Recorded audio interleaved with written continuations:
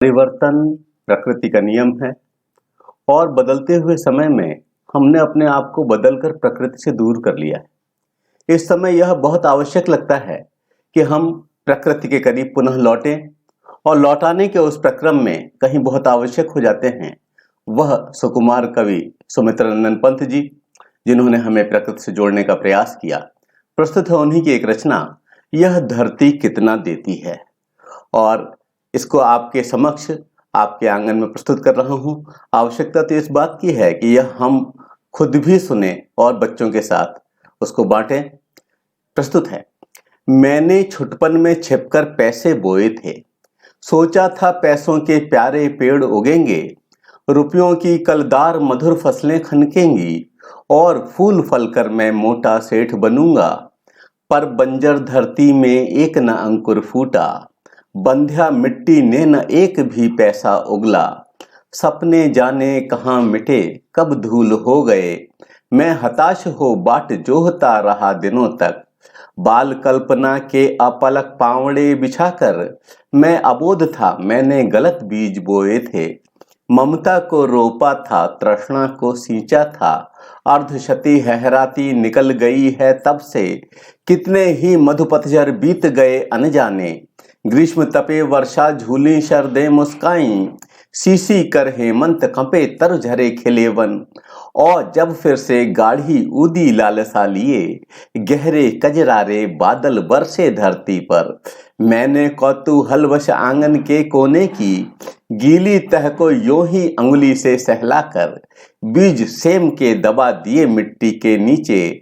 भूखे अंचल में मणिमाणिक बांध दिए हों। मैं फिर भूल गया था छोटी सी घटना को, और बात भी क्या थी याद जिसे रखता मन। आप समझिए कि इतनी सी बात को मन याद नहीं रखता कि कहीं पर कुछ कर दिया गया है, और अगर कोई बड़ी घटना होती है तो हम उसे जोड़ करके रखते हैं।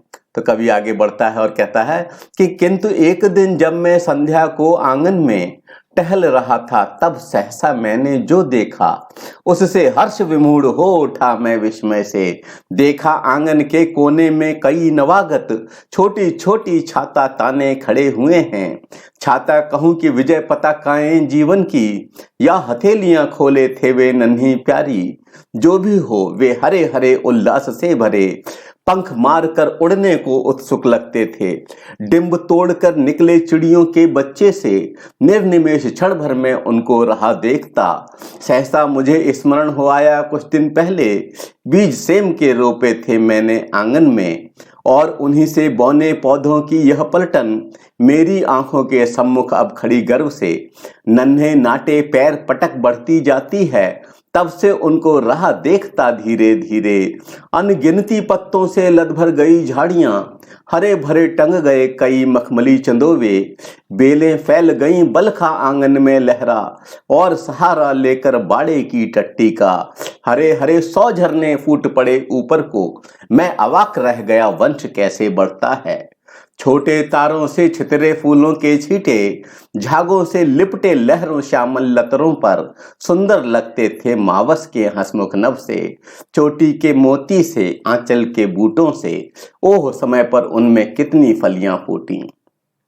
कितनी सारी फलियां, कितनी प्यारी फलियां, पतली चौड़ी फलियां, उफ उनकी क्या गिनती। लंबी लंबी अंगुलियों सी, नन्ही नन्ही तलवारों सी, पन्ने के प्यारे हारों सी, झूठ न समझे चंद्रकलाओं सी नित बढ़ती। सच्चे मोती की लड़ियों सी ढेर ढेर खिल, झुंड झुंड झिल मिलकर कचपचिया तारों सी।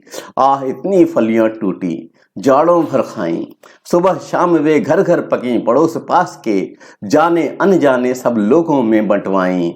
बंधु बांधवों मित्रों अभ्यागत मंगतों ने जी भर भर दिन रात मोहल्ले भर ने खाई। कितनी सारी फलियां, कितनी प्यारी फलियां, यह धरती कितना देती है। धरती माता कितना देती है अपने प्यारे पुत्रों को। अब यह समझ में आया, और वह बता रहे हैं सुमित्रानंद जी कि हम उनके महत्व को नकारते हैं जब तक कि हम उसको समझ नहीं पाते, और इसीलिए वो आगे कहते हैं कि नहीं समझ पाया था मैं उसके महत्व को, बचपन में 6 स्वार्थ लोभवश पैसे बोकर। रत्न प्रसवनी है वसुधा अब समझ सका हूं, इसमें सच्ची समता के दाने बोने हैं। देखिए वो कह रहे हैं कि अब आवाहन है समस्त लोगों का कि इसमें सच्ची समता के दाने बोने हैं, इसमें जन की क्षमता के दाने बोने हैं, इसमें मानव ममता के दाने बोने हैं, जिससे उगल सके फिर धूल सुनहली फसलें। मानवता की जीवन सम से हंसे दिशाएं, हम जैसा बोएंगे वैसा ही पाएंगे। देखिए, जाते जाते एक विशेष संदेश देकर के जा रहे हैं सुमित रंजन पंत जी।